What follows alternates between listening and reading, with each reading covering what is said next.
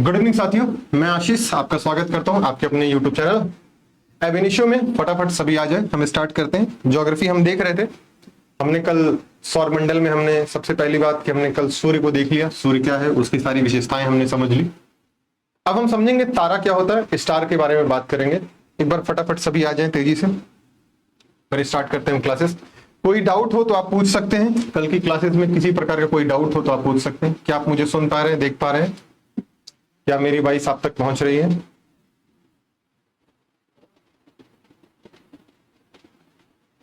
मित्रों, मेरी वॉइस आप लोगों तक पहुंच रही है कि नहीं, एक बार बता दीजिएगा। गुड इवनिंग संगम जी। संगम एक अच्छे स्टूडेंट हैं, सबसे पहले आपका ही रिस्पॉन्स आता है संगम जी। सभी आ जाए। तो देखिए, हमने कल हम सूर्य देखा। गुड इवनिंग सोनिया जी। और फिर उसमें हमने देखा कि सूर्य के आसपास जो परत है, 6 परतों में सूर्य बटा हुआ है, उसके बारे में हम देख रहे थे।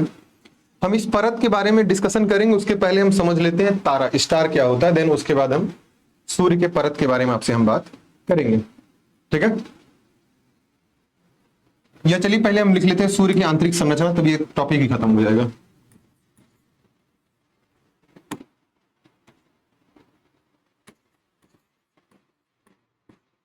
सूर्य की आंतरिक संरचना। वैसे कभी भी आपके एग्जाम में इस संरचना से रिलेटेड क्वेश्चंस नहीं आएगा, पर इन केस अगर वो क्वेश्चंस थोड़ा सा भी टफ करता है तो यहां से क्वेश्चंस आपको देखने को मिलेंगे। बहुत बहुत धन्यवाद सोनिया जी। अब सबसे पहले हमने आउटर लेयर, आपको 6 लेयर बताई थी सूर्य की। सबसे पहले उसके केंद्र में हम चलेंगे, केंद्र की बात करेंगे, जहां पे नाभिकीय संलयन होता है और ऊर्जा का सबसे बड़ा स्रोत यही होता है केंद्र। इसी केंद्र में नाभिकीय संलयन होगा और इसी संलयन से आपको ऊर्जा मिलती है। और सिर्फ सूर्य को ही नहीं, पूरी पृथ्वी को, पूरी यूनिवर्स को, एक तरीके से पूरी पृथ्वी को जो है इसी से ऊर्जा प्राप्त होती है, ठीक है? आइए अब हम बात करते हैं। यह सूर्य का केंद्रीय भाग होता है। एक पॉइंट लिखते चलेंगे यहां पे। यह सूर्य का केंद्रीय भाग होता है। तो यह क्या होगा? यह सूर्य का केंद्रीय भाग होगा, पहला पॉइंट। सेकंड की बात करेंगे, अगर सेकंड पॉइंट इसमें देखेंगे, इसका व्यास जो देखने को मिलेगा आपको, इसका जो व्यास देखेंगे 3.48 किलोमीटर। तो इसका व्यास 3.48 किलोमीटर आपको देखने को मिलेगा। सॉरी, लाख किलोमीटर, इतना छोटा व्यास, सूर्य देवता गुस्सा हो जाएंगे। लाख किलोमीटर आपको इसका व्यास देखने को मिलेगा। थर्ड पॉइंट की बात करते हैं। इस भाग का जो तापमान होता है, इस भाग का जो टेम्परेचर आप देखेंगे वो 15 मिलियन डिग्री सेंटीग्रेड होता है। इसका तापमान 15 डिग्री मिलियन सेंटीग्रेड होता है। सेंटीग्रेड होता है, कितना होता है? 15 डिग्री मिलियन सेंटीग्रेड आपको इसका तापमान देखने को मिलेगा, ठीक है? तापमान देखने को मिलेगा। तो ये हो गया सबसे पूर्व वाला भाग, ठीक है? फिर कोर के बाद आप देखेंगे 6 परत थी, 6 परत मैं यहीं बना देता हूं। ये आपका केंद्र है। केंद्र के बाद आपको अलग अलग परतें इसमें देखने को मिलेंगी।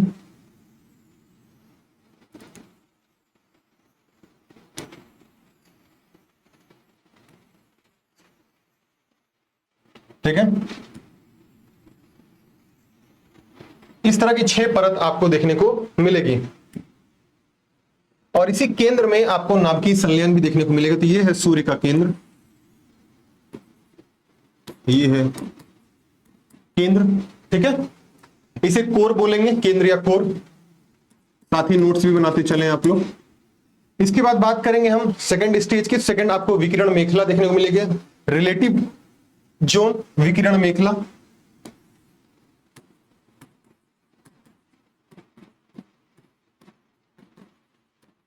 विकिरण मेखला के बाद आप देखेंगे आपको एक जोन यहां देखने को मिलेगा, ठीक है? विकिरण मेखला के बाद आप देखेंगे आपको संवहनीय मेखला देखने को मिलेगी। संवहनीय मेखला देखने को मिलेगी। संवहनीय मेखला के बाद आप देखेंगे आपको यहां पे एक और परत देखने को मिलेगी, जिसे हम क्या बोलेंगे, इसको हम बोलेंगे प्रकाश मंडल या फोटोस्फीयर बोलेंगे। प्रकाश मंडल, प्रकाश मंडल या फोटोस्फीयर के नाम से हम इसे जानते हैं। इसके बाद की जो परत होगी उसको हम वर्णमंडल बोलेंगे, उसको हम वर्णमंडल बोलेंगे। ये आपका वर्णमंडल है, ठीक है। इस डायग्राम को भी बना लीजिएगा। इसके बाद जो आपको सबसे बाहर का बंडल देखने को मिलेगा उसे हम कोरोना बोलेंगे। ये है आपका कोरोना, ठीक है, ठीक है। तो ये 6 परत में सूर्य जो है बटा हुआ, जिसमें सबसे पहला हमने देखा कोर, ठीक है, केंद्र की बात की, और इसी केंद्र में आपको नाभिकीय संलयन की स्थिति देखने को मिलती है। यहां तक चीजें लिख लिया होगा आप लोगों ने, उम्मीद करता हूं।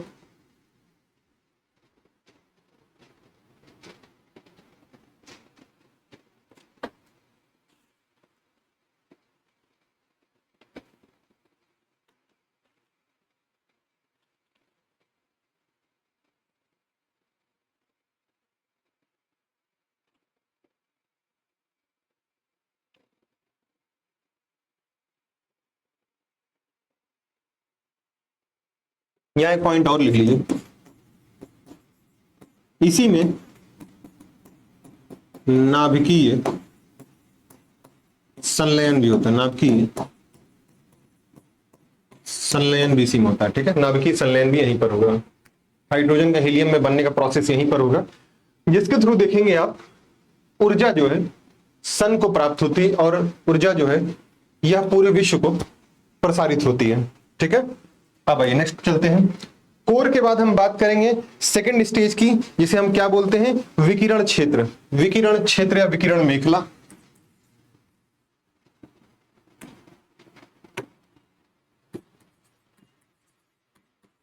विकिरण क्षेत्र या फिर विकिरण मेखला के नाम से जानते हैं, और इसे इंग्लिश में क्या बोलते हैं, इसको हम बोलते हैं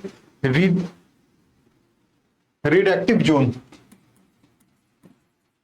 रेडक्टिव जोन बोलते हैं इसको।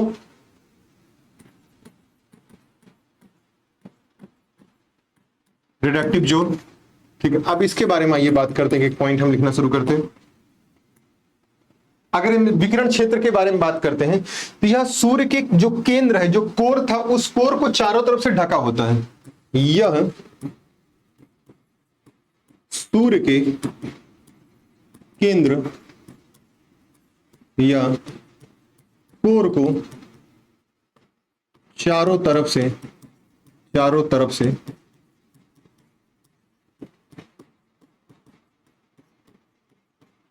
ढका होता है। बस इसका विकिरण मेखला का सिर्फ इतना ही है कि यह सूर्य को, जो सूर्य का केंद्र है, जो कोर है, उस कोर को यह चारों तरफ से ढका होता है। देखिए ये कोर है, इस कोर को चारों तरफ से जो ढका हुआ भाग है उसी को हम विकिरण मेखला या विकिरण क्षेत्र कहते हैं, ठीक है।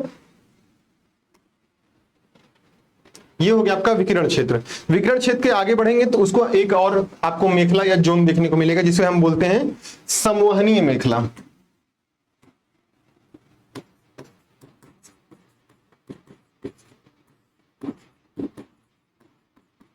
संवहनीय मेखला की आइए बात करते हैं। इस मेखला की सबसे अच्छा अब बात क्या है, यह जो है सिंपली जैसे केंद्र को, कोर को विकिरण क्षेत्र घेरे हुए है, उसी तरह विकिरण क्षेत्र को संवहनीय मेखलाएं जो है घेरे होती हैं। संवहनीय मेखलाएं घेरे होती हैं, और साथ ही साथ अगर बात किया जाए तो जो संवहनीय मेखला है इसमें कई परत हमें देखने को मिलती है, एक के बाद एक कई परत हमें यहां पे देखने को मिलती है। तो यहां सबसे पहला पॉइंट लिखिए, यह विकिरण मेखला को घेरे हुए हैं, पहला। सेकंड, यह कई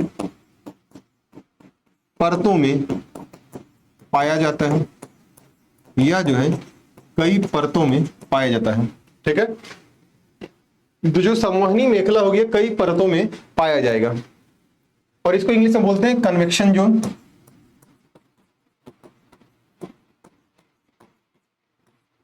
कन्वेक्शन जोन, ठीक है, कन्वेक्शन जोन, ठीक, यहां तक लिख लीजिए।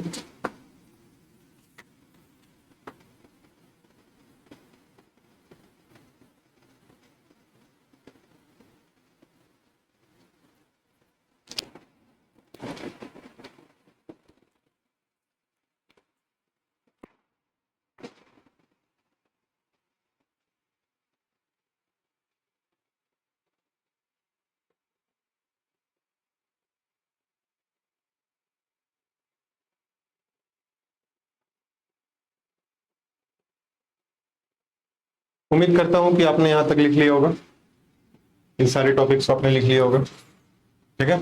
अब हम नेक्स्ट आगे चलते हैं।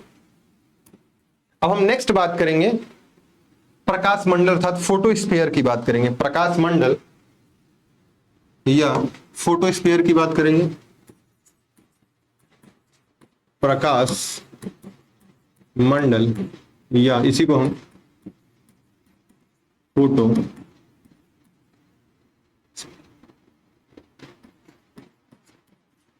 फोटोस्फीयर बोलते हैं। फोटोस्फीयर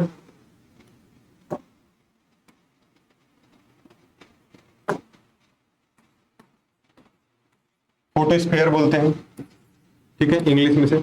अब प्रकाश मंडल की बात करते हैं तो जो संवहन मंडल था आपका, संवहनी मंडल का सबसे जो बाहरी कोर होता है, सबसे बाहरी जो एरिया होता है, उसी को हम क्या बोलते हैं? प्रकाश मंडल बोलते हैं, ठीक है, उसी को हम क्या बोलते हैं?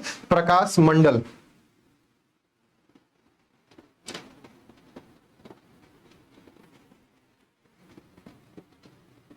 यह संवहनी मेखला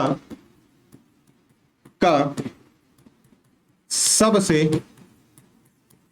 बाहरी परत है, सबसे बाहरी परत है, पहला पॉइंट, ठीक है।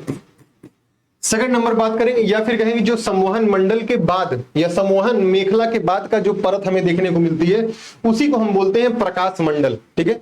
अब प्रकाश मंडल सबसे बड़ी बात क्या है कि इसमें जो तापमान आप देखेंगे, यहाँ का जो तापमान होगा वो 6000 डिग्री सेंटीग्रेड के आसपास आपको यहाँ का तापमान देखने को मिलेगा। यहाँ का तापमान 6000 डिग्री सेंटीग्रेड होता है, 6000 डिग्री सेंटीग्रेड होता है, पहला पॉइंट। सेकंड पॉइंट की बात करेंगे प्रकाश मंडल में, और एक पॉइंट है कि इसी मंडल में आपको सौर कलंक, सोलर स्पॉट्स जो देखने को मिलते हैं, सौर कलंक जो है, सोलर स्पॉट भी आपको प्रकाश मंडल में ही देखने को मिलते हैं। इसी मंडल में आपको सौर कलंक, सोलर स्पॉट, सौर कलंक देखने को मिलते हैं। देखिए सौर कलंक है क्या? सूर्य में एक ऐसा धब्बा वाला क्षेत्र है, सूर्य में, जैसे मान लीजिए ये सन है आपका, तो सन में कुछ जगहों पर ऐसे स्पॉट्स पड़े हुए हैं, कुछ ऐसे स्पॉट्स पड़े हुए हैं, ठीक है, कुछ स्पॉट्स पड़े। इस स्पॉट वाले क्षेत्र में अन्य जगहों के क्षेत्र की अपेक्षा यहां पे तापमान थोड़ा सा कम होता है, यहां तापमान कम होता है। और जो भी स्पॉट होते हैं, इन स्पॉटों का अपना एक टाइम पीरियड होता है, ये 11 साल से लेकर 22 साल तक बढ़ते हैं, फिर धीरे धीरे ये इनकी साइज, इनकी आकृति घटती है, ये धीरे धीरे बड़े होते हैं, ऐसे बड़े होते जाएंगे और फिर धीरे धीरे ये छोटे होते चले जाएंगे, ठीक। जब ये छोटे होंगे तो प्रकाश वहां पे बढ़ जाएगा, प्रकाश की मात्रा बढ़ जाएगी, लेकिन जब इनका साइज बड़ा होता जाएगा स्पॉट का, तो स्पॉट जैसे जैसे बड़ा होता जाएगा, ये प्रकाश जितना ज्यादा यहां फेंकते हैं उससे कम प्रकाश ये देना शुरू कर देंगे। तो स्पॉट का मतलब क्या होता है कि एक ऐसा क्षेत्र जहां पे तापमान, सूर्य का ऐसा क्षेत्र, एक ऐसी परतीय क्षेत्र जहां पे तापमान आपको कम देखने को मिलता है, उसी को हम सौर कलंक या सोलर स्पॉट के तौर पर जानते हैं। बाकी सोलर स्पॉट ही एक अलग टॉपिक है, जब कभी हमें डिटेल में देखना होगा तो हम देखेंगे सौर स्पॉट क्या होता है, वहां पे हम और डिटेल में इसकी बात करेंगे। इसका प्रभाव पड़ता है आपके तापमान पर, इसका प्रभाव पड़ता है आपके पर्यावरणीय व्यवस्था पर, ठीक है। तो इसका जो सौर कलंक होता है, सोलर स्पॉट होते हैं, इसके बहुत सारे अलग अलग प्रभाव पड़ते हैं ह्यूमन पर, ठीक है। तो ये आपने समझ लिया प्रकाश मंडल क्या होता है।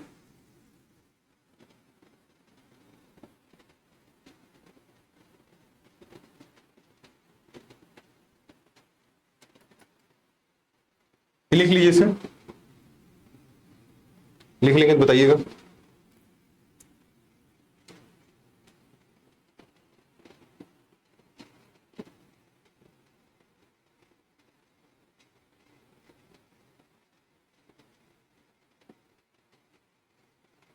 तो फिर से उस लूजर से बात।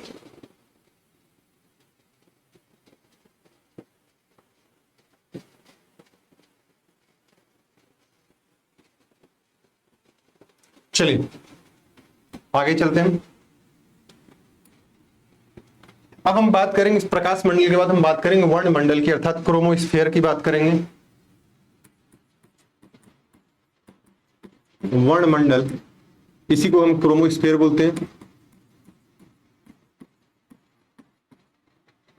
क्रोमोस्फीयर, ठीक है। अगर हम वर्ण मंडल की बात करते हैं तो यह जो प्रकाश मंडल था, प्रकाश मंडल के बाद की एक परत है, प्रकाश मंडल के बाद की एक परत के तौर पर हमें देखने को मिलता है, ठीक है। प्रकाश मंडल के बाद इसकी स्थिति देखने को मिलती है। तो पहला ही पॉइंट, यह प्रकाश मंडल, यह प्रकाश मंडल के बाद की परत है, प्रकाश मंडल के बाद की परत है। सेकंड पॉइंट इसके बारे में जानिए, यह जो इसका विस्तार है यह 2000 से लेकर 3000 किलोमीटर तक इसका विस्तार देखने को मिलता है। तो प्रकाश मंडल के बाद, प्रकाश मंडल के बाद से 2000 से लेकर के 3000 किलोमीटर तक इसका विस्तार है, इसका विस्तार है, ठीक है। अब इसमें और एक बात है, यहां पे तापमान जो है काफी ज्यादा, यहां तापमान जो है काफी अधिक होता है। यहां गैसों का घनत्व, गैसों का घनत्व कम है, लेकिन गैसों का घनत्व कम है, ठीक है। तापमान अधिक है, लेकिन तापमान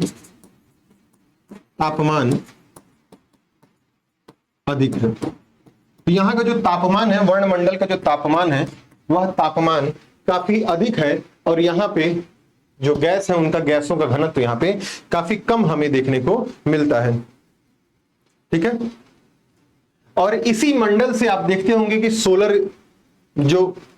सोलर फ्लेयर निकलती हैं, या फिर कहूं तो सौर ज्वालाएं जो निकलती हैं, सूर्य से जो सौर ज्वालाएं जो निकलती हैं, वो इसी परत से आपको देखने को मिलती हैं। मतलब सौर ज्वाला मतलब कहा जाए कि तीव्र गहन प्रकाश जो है यहां से उत्पन्न होता है इसी मंडल से।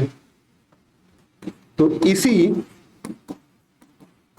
मंडल से सौर ज्वालाएं उत्पन्न होती हैं, सौर ज्वालाएं उत्पन्न होती हैं, ठीक है। तो जो सौर ज्वालाएं हैं वो कहां से उत्पन्न हो रही हैं, आपके सोलर फ्लेयर जो उत्पन्न हो रही हैं वो वर्णमंडल से ही इनका ये उत्पन्न होते हैं, ठीक है। और ये क्या है, सौर ज्वालाएं तीव्र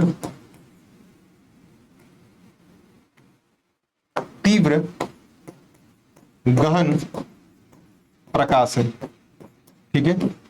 तीव्र गहन प्रकाश होते हैं, ठीक है। ये जो सौर ज्वालाएं जब भी आती हैं तो ये बहुत सारा प्रभाव डालती हैं मतलब कि धरती पर, बहुत सारे प्रभाव जो हैं ये धरती पर उसमें डाल रही होती हैं, ठीक है। सोलर फ्लेयर जो होती है एक तरीके से आप देखेंगे, जो आपके यहाँ कम्युनिकेशन सैटेलाइट है, कम्युनिकेशन सैटेलाइट पर भी इनका प्रभाव हमें देखने को मिलता है। कम्युनिकेशन बाधित होता है हमारा इनके द्वारा। तो बहुत सारी चीजें होती हैं जो सौर ज्वालाएं हैं वो बहुत सारी समस्याएं भी उत्पन्न करती हैं, ठीक है। तो हमने देख लिया वर्णमंडल। अब हमारा लास्ट इसमें टॉपिक बचा है कोरोना। लास्ट टॉपिक बचा है कोरोना। कोरोना ये वाला कोरोना नहीं जो भी चल रहा था, उम्मीद करता हूं आपने लिख लिया होगा। लास्ट लेयर है कोरोना।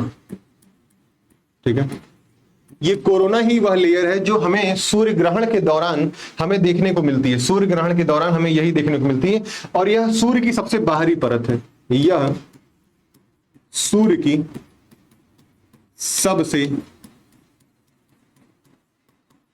बाहरी परत है। यह सूर्य की सबसे बाहरी परत है, पहला पॉइंट। ठीक है, यह सूर्य की सबसे बाहरी परत है। सेकंड नंबर पे बात करेंगे, जो सौर पौने चलती हैं वो सौर पौने भी इसी मंडल में पाई जाती है। तो सौर पौने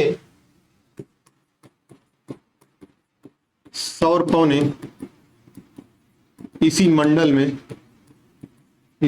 में पाई जाती हैं। तो जो सौर पौने हैं वो इसी मंडल में चलती है, किसमें? कोरोना मंडल में ही हमको सौर पौने हमें देखने को मिलती हैं। और सूर्य ग्रहण के समय, ठीक है, एक मिनट, मैं चेंज करता हूं संगन जी, ये वाला लिख लो पूरा टॉपिक, तो फिर मैं चेंज करता हूं स्लाइड। सूर्य ग्रहण के दौरान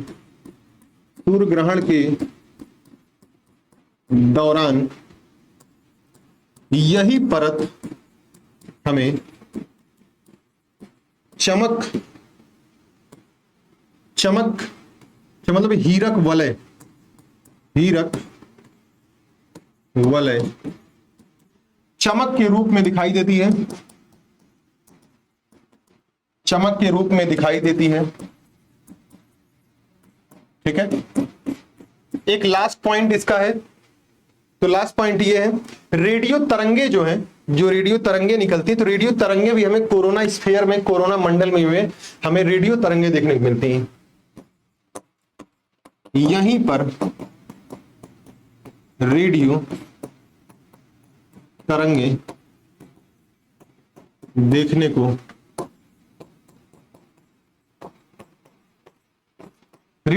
देखने को मिलती हैं। ठीक है, लीजिए संगम जी लिख लीजिए, ये वाला पॉइंट लिख लीजिए, देन फिर उसको भी लिख लीजिएगा।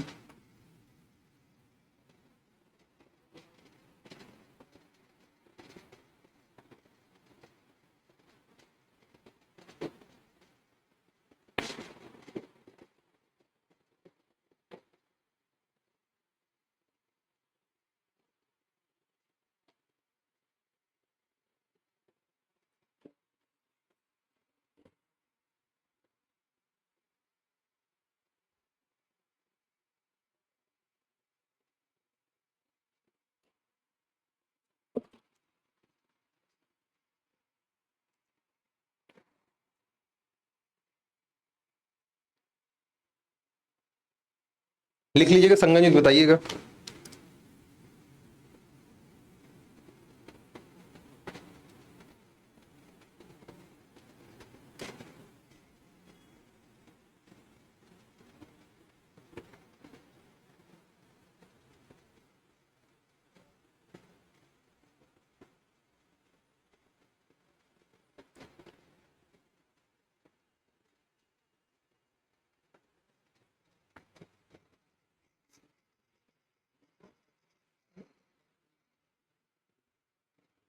अब तो लिख लिया होगा आपने।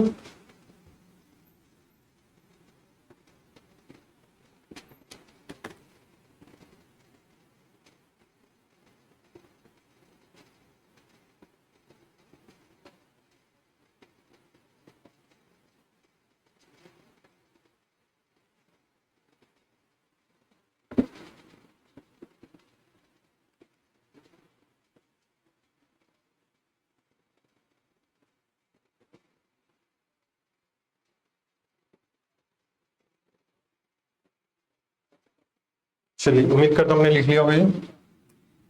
अब इसे भी लिख लीजिए। ठीक है,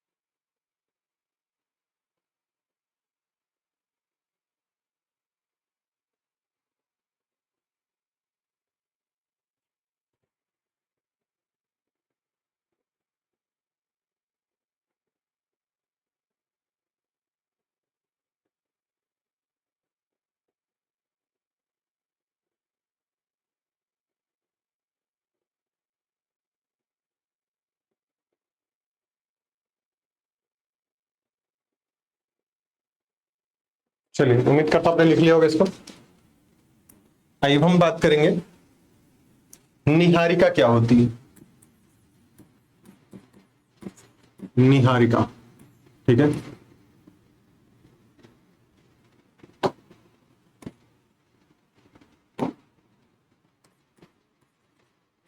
निहारिका, ठीक है। अब हम बात करेंगे निहारिका क्या होती है, ठीक है। निहारिका कुछ नहीं है, जो हाइड्रोजन गैसें होती हैं, धूलकण होते हैं, उनके आपस में संघनित होने, उनके आपस में मिलना जहां पर होता है, सब जहां पर एक साथ संघनित होते हैं, आपस में लड़ते हैं, टकराते हैं, तो उन्हीं से जिस बादल का निर्माण होता है, जिस एक संरचना का निर्माण होता है, उसी संरचना को हम निहारिका कहते हैं। तो एक तरीके से यहां लिखिए, हाइड्रोजन धूलकण व हाइड्रोजन धूलकण व हाइड्रोजन धूलकण व हाइड्रोजन, यहां पे एक और लिख लीजिए, हाइड्रोजन हीलियम व धूलकण के आयनीकृत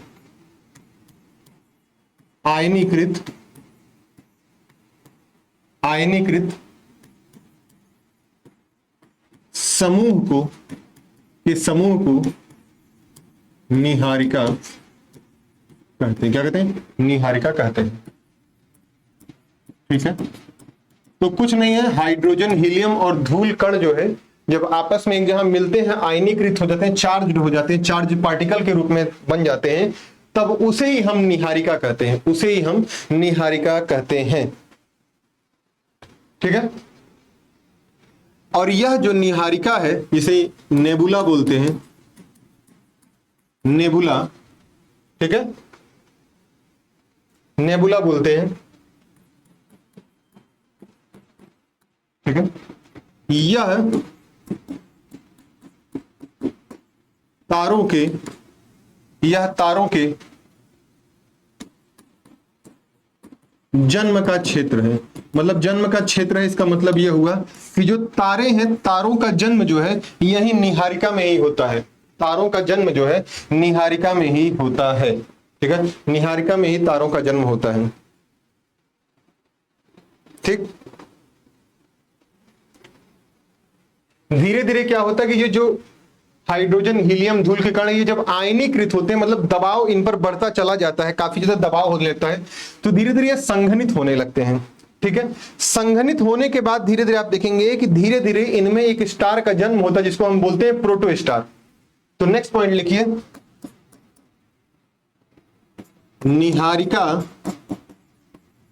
निहारिका में संघनन या फिर दबाव,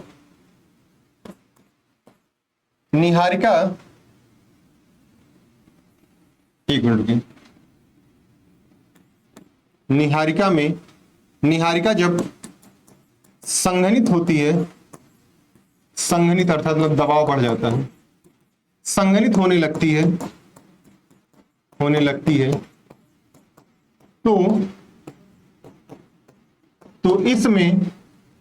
तो इसमें धीरे धीरे आपको क्या देखने को मिलेगा, तो इसमें चमक आने लगेगी, इसमें चमक उत्पन्न होगी, और चमक उत्पन्न होने से एक संरचना बनेगी जिसे प्रोटो स्टार कहते हैं, ठीक है। अब ये प्रोटो स्टार क्या होता है, इसके बारे में जानने की जरूरत नहीं, क्योंकि आपके एग्जाम में कभी नहीं पूछेगा, ठीक है। आपके एग्जाम में कभी नहीं पूछेगा प्रोटो स्टार क्या होता है। बस ये समझ लीजिए कि ऐसा क्षेत्र जहां पे तारों का निर्माण होता है, तारों का, ये एक तरीके से तारों का नर्सरी क्षेत्र कहलाता है। और नर्सरी मतलब होता है कि जहां पे छोटे छोटे पौधे जो हैं, उत्पन्न किए थे, छोटे छोटे पौधों को उगाया जाता है, उनको बड़ा किया जाता है।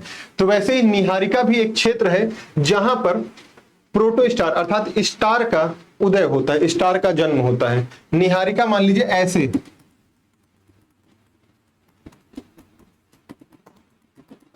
ये है हाइड्रोजन हीलियम धूल के कण है। ये धीरे धीरे इनमें दबाव बढ़ता जाएगा, दोनों तरफ से दबाव बढ़ते बढ़ते धीरे धीरे ये संघनित होते जाएंगे बहुत तेजी से। संघनन होने से इनमें एक चमक आएगी। इसी चमक उत्पन्न होने से एक संरचना बनेगी, उसी संरचना को हम प्रोटोस्टार कहते हैं, उसी को हम प्रोटोस्टार कहते हैं। ठीक है, ये पॉइंट आप लिख लीजिए, क्योंकि जब किसी भी चीज में दबाव बढ़ता है, जैसे मान लीजिए दबाव इधर से भी पड़ रहा है, दबाव इधर से भी पड़ रहा है, तो किसी भी चीज को आप देखिए ऐसे दबाइए तेजी से, जब दबाते जाएंगे तो गर्म होने लगेगा वो क्षेत्र। तो गर्म होने से इसमें चार्ज पार्टिकल एक्टिवेट हो जाएंगे, और इसी चार्ज पार्टिकल के एक्टिवेट होने से ही प्रोटोस्टार अर्थात तारे का उदय, तारे का जन्म होता है।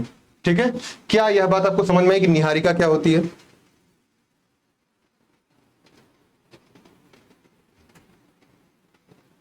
और जब बहुत सारी निहारिकाएं एक साथ मिल जाती हैं, अर्थात जब कहा जाए जब करोड़ों अरबों तारे एक साथ मिल जाते हैं, तो उससे जिस आकृति का निर्माण होता है उसी आकृति को हम आकाश गंगा कहते हैं। उसी को क्या कहते हैं हम? आकाश गंगा कहते हैं। और जब बहुत सारी आकाश गंगाएं मिल जाती हैं, जब बहुत सारी आकाश गंगाएं मिल जाती हैं, तब उसे हम कहते हैं ब्रह्मांड, तब उसे हम कहते हैं ब्रह्मांड।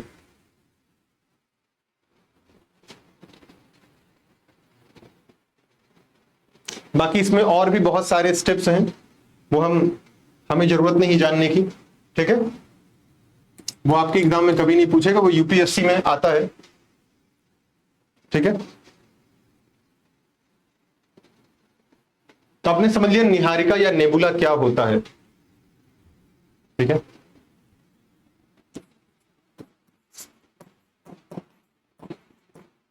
यह निहारिका, और इसी में ऐसे चमकता हुआ स्टार आपको देखने को मिलेगा। तो ये है आपका प्रोटो स्टार। ठीक है, प्रोटो स्टार। आपसे निहारिका भी कभी नहीं पूछेगा, पर फिर भी मैंने आपको निहारिका बता दिया इस कि आपको पता होना चाहिए कि निहारिका क्या है, आकाशगंगा क्या होती है। ठीक है,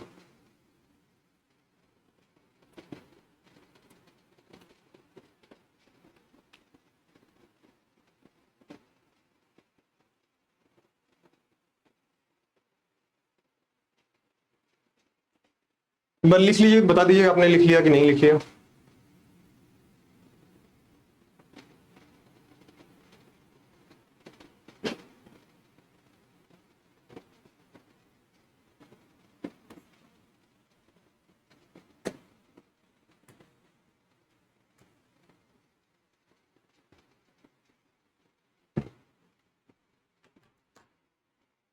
लिखने के बाद बता दीजिए आपने लिख लिया कि नहीं।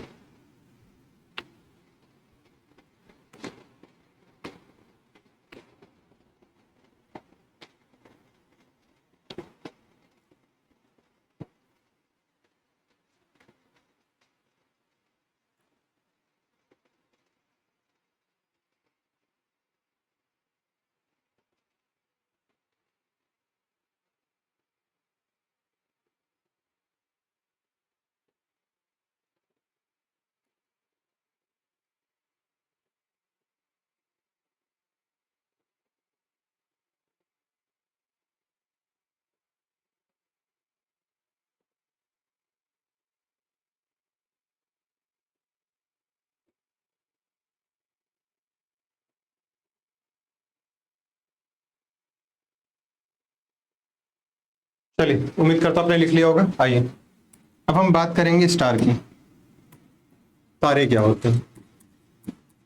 तो तारे का फॉर्मेशन तो आपने समझ ही लिया कि निहारिका में ही जब संघनन होना, संघनित होती है निहारिकाएं, दबाव बढ़ जाता है, चमक बढ़ने लगती है, तापमान बढ़ जाता है काफी ज्यादा, तो एक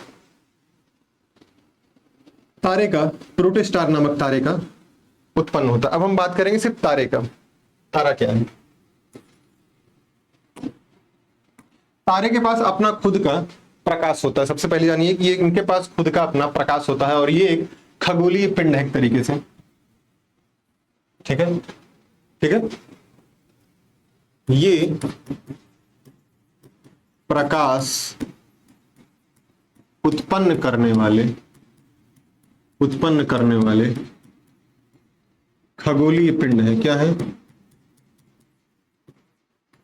खगोलीय पिंड है। ये प्रकाश उत्पन्न करने वाले खगोलीय पिंड है, पहला पॉइंट। सेकंड पॉइंट की बात करेंगे तो इनमें भी सेम वही प्रोसेस होता है जो सूर्य में होता है, जहां से सूर्य को एनर्जी मिलती है, ऊर्जा मिलती है, प्रकाश मिलता है, प्रकाश देता है, वैसे ही सेम इनके पास भी होता है। तो इनमें भी हाइड्रोजन का हीलियम में परिवर्तन होता है सीधे। इनके ऊर्जा या फिर कहूं प्रकाश का स्रोत तो हो जाएगा हाइड्रोजन का हीलियम में बदलना, हाइड्रोजन का हीलियम में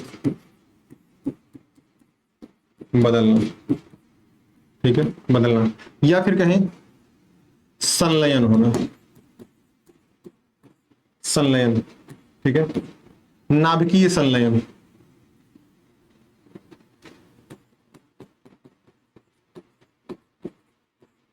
नाभिकीय संलयन होना, ठीक है, नाभिकीय संलयन होना।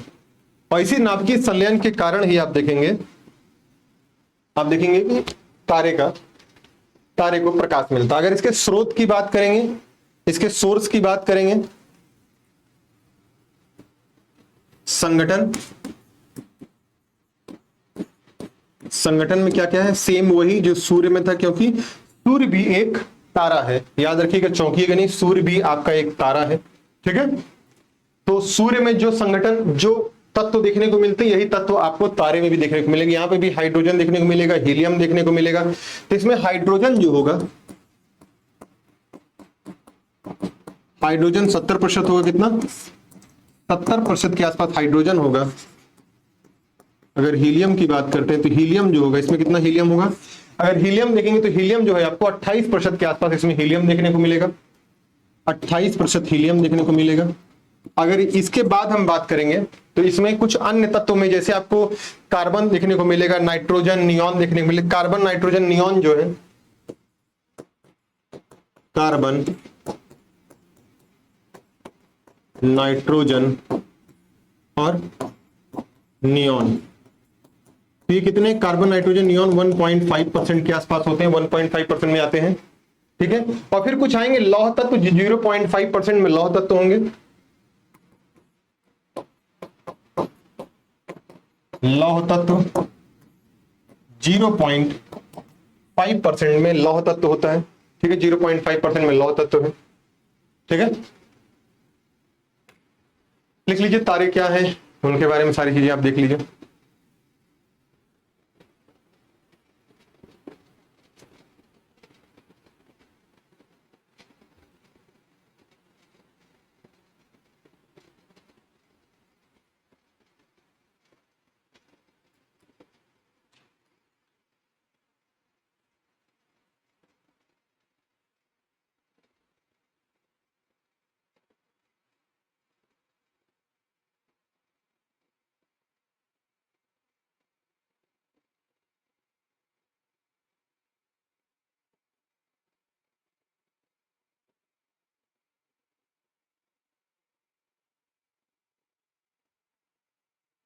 ऐसे लिख लीजिए।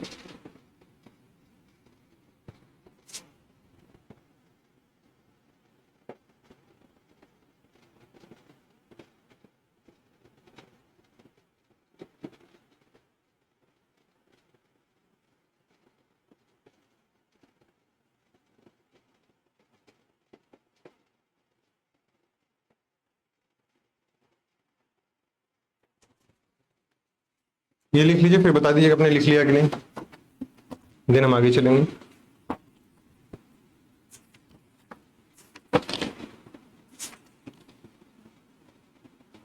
चलो,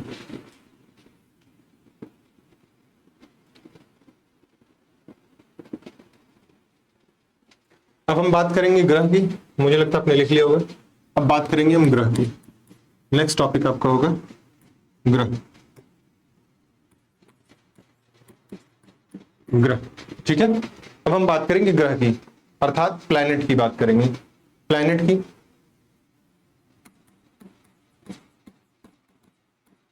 प्लैनेट की बात करेंगे। ठीक है, अब प्लैनेट की बात करते हैं तो ये एक ऐसे पिंड होते हैं, एक ऐसे खगोलीय पिंड हैं जिनमें खुद का कोई प्रकाश नहीं है, इनके पास कोई खुद के प्रकाश का कोई सोर्स नहीं होते हैं, मतलब ये प्रकाश से रहित होते हैं।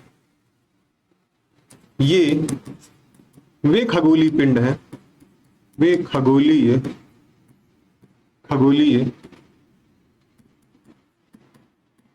पिंड हैं जिनका अपना स्वयं का प्रकाश नहीं होता है,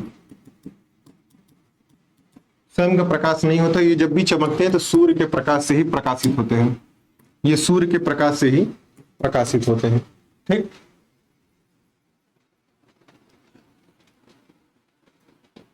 और सेकंड पॉइंट अगर बात करते हैं तो ये सूर्य की परिक्रमा करते हैं, सूर्य की परिक्रमा, सूर्य की परिक्रमा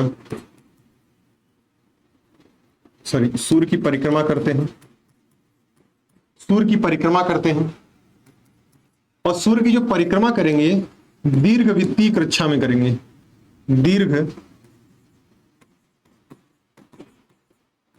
दीर्घवृत्तीय कक्षा में करेंगे। अब दीर्घवृत्तीय कक्षा का मतलब ये होता है एलिप्टिकल पाथ, यानी ये आपका सन है, ठीक है, तो ये जब परिक्रमा करेंगे तो इनके परिक्रमा ऐसे होगी,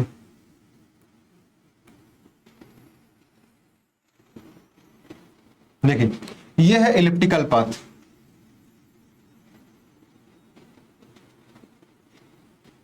कभी देखिए दूरी कम हो जा रही है, कभी दूरी बढ़ जा रही है। ठीक है, तो ये है इलिप्टिकल पाथ, ये है इलिप्टिकल पाथ, यानी दीर्घवृत्तीय कक्षा में सूर्य की परिक्रमा करते हैं, जिसे हम ग्रह के तौर पर जानते हैं। ठीक है, ये सूर्य के प्रकाश से ही प्रकाशित होते हैं, सूर्य के प्रकाश से ही प्रकाशित होते हैं। ठीक है, ये सूर्य के प्रकाश से ही प्रकाशित होंगे, पहला पॉइंट। ठीक है, और इनको जो भी ऊष्मा होती सब सूर्य से मिलती है। अगर साथ में दूसरी बात करेंगे, यह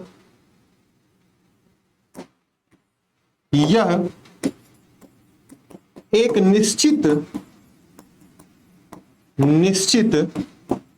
कक्षा में ही सूर्य की परिक्रमा करते हैं, सूर्य की परिक्रमा करते हैं। ठीक है, सूर्य की परिक्रमा करते हैं, मतलब ये किसी के भी पाथ को काटेंगे नहीं, किसी के भी रास्ते को काटेंगे नहीं। ऐसा नहीं होगा कि यहां से कोई ऐसे निकले और इनके रास्ते को काट दे, नहीं। अगर इनके रास्ते को कोई काट रहा है तो वह ग्रह नहीं होगा, वह जो है ग्रह नहीं होगा। इसी प्रकार से प्लूटो को इसी आधार पर उसको बाहर कर दिया गया था, ग्रह के दर्जे से बाहर किया गया। रीजन, पहले 9 ग्रह थे, अभी 8 हो गए हैं। क्या रीजन? क्योंकि प्लूटो जो था दूसरे ग्रह की कक्षा को काट करके रोटेट हो रहा था, दूसरे कक्षा को काट कर घूमने के कारण उसको ग्रह की श्रेणी से बाहर कर दिया गया। ठीक है, और नेक्स्ट, जिनका आकार लगभग गोल हो, आकार गोल होना जरूरी है। ठीक है, अब एकदम गोल मतलब सर्कल नहीं, लेकिन आकृति गोल होनी चाहिए, जिससे कि ये किसी के भी पाथ को काटे नहीं। ठीक है,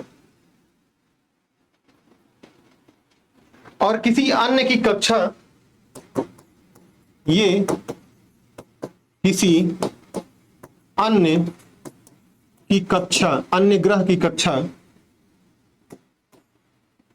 अन्य ग्रह की कक्षा को काटते नहीं है,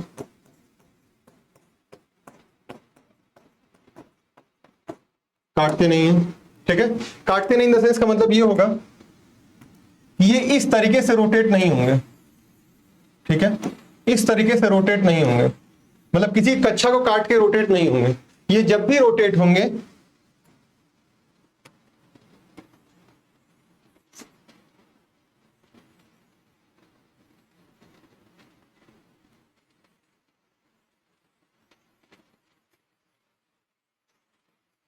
तो ये जब भी रोटेट होंगे किसी ग्रह की कक्षा को काटेंगे नहीं।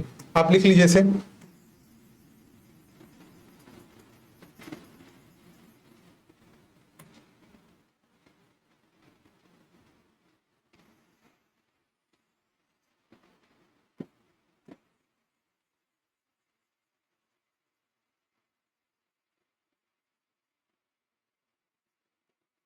ये है सन और ये है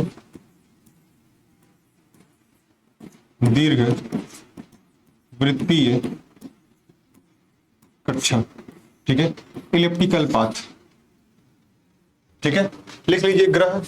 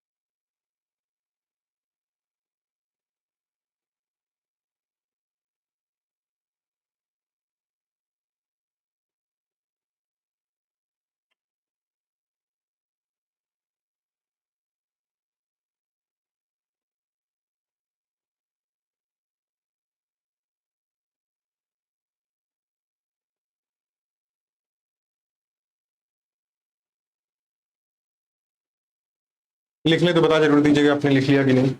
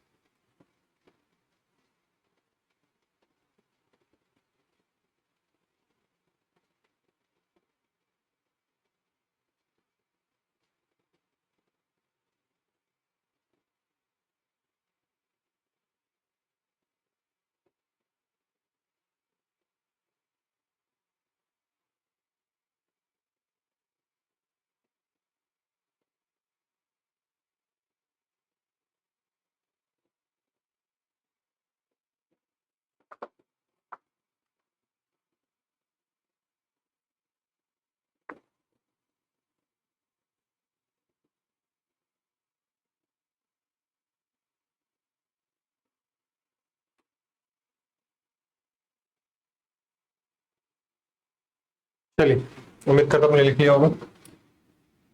अब हम कुछ पॉइंट्स लिख लेंगे ऐसे ही। सभी ग्रह जो हैं सूर्य की परिक्रमा पश्चिम से पूर्व दिशा में करते हैं। सभी ग्रह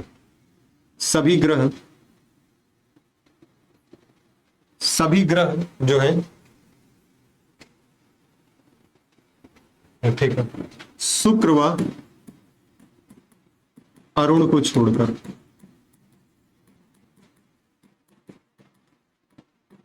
सभी ग्रह सूर्य की परिक्रमा, सभी ग्रह सूर्य की परिक्रमा पश्चिम से पूर्व दिशा में करते हैं, पश्चिम से पूर्व दिशा में करते हैं। और शुक्र और अरुण जो हैं ये पूर्व से पश्चिम दिशा में परिक्रमा करते हैं, दिशा में परिक्रमा करते हैं। ठीक है, परिक्रमा करते हैं। अब ग्रह भी दो प्रकार के होते हैं, एक आंतरिक ग्रह होते हैं, एक बाह्य ग्रह होते हैं। जो आंतरिक ग्रह होते हैं ये काफी छोटे छोटे हैं, इनका आकार छोटा है, काफी ठोस है। ठोस क्यों है? ये सूर्य के ज्यादा पास में है, सूर्य से ज्यादा निकट है और भारी पदार्थ इनमें पाया जाता है। जो भी हल्के पदार्थ हैं वह सूर्य ने अपनी तरफ आकर्षित कर लिया। तो हल्के पदार्थ या हल्की जो गैसें थी या जो धूल कण थे वो सब अपने पास सूर्य ने आकर्षित कर लिया, इसलिए इनकी आकृति जो है छोटी देखने को मिलती है। ठीक है, तो ग्रह जो है आंतरिक ग्रह व बाह्य ग्रह। तो जो आंतरिक ग्रह होते हैं आकार में छोटे होंगे, आकार में छोटे, पहला पॉइंट। सेकंड पॉइंट की बात करेंगे, आकार में छोटे होंगे एवं ठोस होंगे, साथ ही साथ अगर बात करेंगे तो ये भारी पदार्थों से बने होंगे, ये भारी पदार्थों से बने हैं। जैसे एग्जाम्पल बुध, शुक्र, पृथ्वी और मंगल। बुध, शुक्र, पृथ्वी, मंगल। वहीं बाह्य ग्रह की बात करेंगे तो बाह्य ग्रह में हम अगर देखते हैं तो ये आकार में काफी बड़े होते हैं, आकार में काफी बड़े और हल्के होते हैं। आकार में बड़े व हल्के होते हैं। ठीक है, इतना समझ लीजिएगा कि आकार इनका साइज बहुत बड़ा होता है और हल्के होते हैं। बड़ा होने का रीजन क्या है, हल्का होने का रीजन क्या है? बड़ा होने का रीजन ये क्योंकि ये सूर्य से काफी दूर है। सूर्य से काफी दूर होने के कारण इनके जो बाह्य ग्रह के आसपास जो धूल के कण थे, जो पार्टिकल्स थे, उनको सूर्य अपनी तरफ अट्रैक्ट नहीं कर पाया, जिस कारण से इनकी आकृति काफी बड़ी देखने को मिलती है। ठीक है, और साथ ही साथ ये हल्के पदार्थों से बने हैं,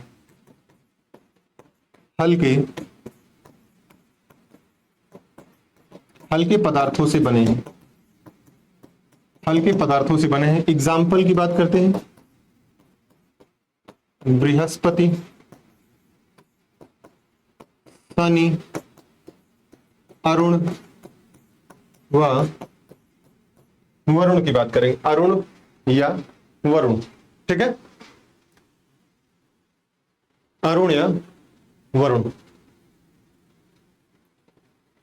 ठीक, तो ये हो गए आपके ग्रह को हमने काफी हद तक समझा। ठीक है, अब यहां पे मैं एक आकृति बना देता हूं, आप समझते जाइएगा। ये आपका है सूर्य। ठीक है,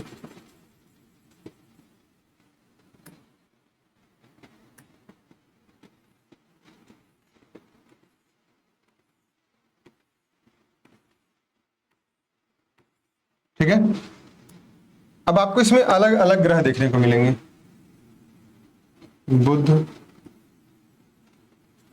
शुक्र,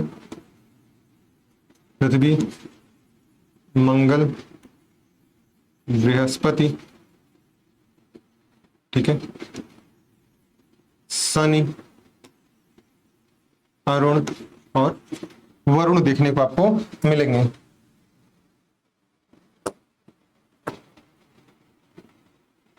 ये जो शनि है, शनि के आसपास आपको रिंग्स देखने को मिलेंगी अलग अलग। जब हम शनि पढ़ाएंगे तो आपको बताएंगे। तो ये हो गया आपका सन यानी सूर्य। अब एक एक करके हम सबका नाम लिख लेते हैं। ये है बुध, ये है बुध आपका, ठीक है, बुध, ये आपका शुक्र है, ये आपका मंगल है, मंगल कहां सा पृथ्वी है, बुध शुक्र, ये पृथ्वी आपका है, ठीक है, ये मंगल है, ये आपका बृहस्पति है, ये आपका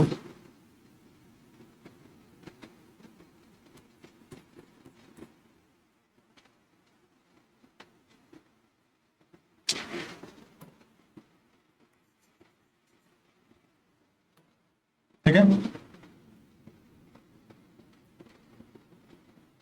तो ये शनि है, ये अरुण है आपके, और ये आपके वरुण, ठीक है, ये वरुण है,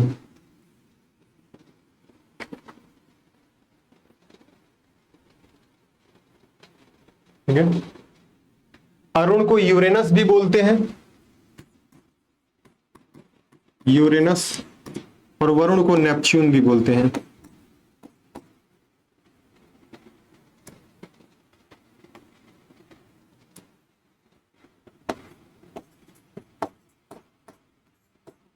नेपच्यून। तो वर्तमान में सूर्य से सबसे दूर स्थित कोई ग्रह है तो वह कौन सा आपका वरुण अर्थात नेपच्यून है, ठीक है। बाकी अब हम कल एक एक करके सारे ग्रह के बारे में देखेंगे कि बुध की क्या विशेषता है, शुक्र की, पृथ्वी की, मंगल की, बृहस्पति, शनि, अरुण, वरुण की क्या विशेषताएं हैं, इनकी विशेषताओं को हम कवर करेंगे। फिर आपका हो जाएगा सौर मंडल कवर पूरी तरीके से। फिर यहाँ पे कुछ बचेंगे जैसे कि न्यूट्रॉन तारा किसे कहते हैं, ब्लैक होल किसे कहते हैं, ठीक है, इनके बारे में समझेंगे हम, ठीक है। ये हमारा कल का टॉपिक होगा, कल हम इसे समझेंगे, शुक्र, ये सारे ग्रह के बारे में एक एक करके हम कल समझते हैं। क्लास कैसी लगी एक बार जरूर बताइएगा। चलिए मैं अपनी बात यही समाप्त करता हूँ। जय हिंद, जय भारत साथियों।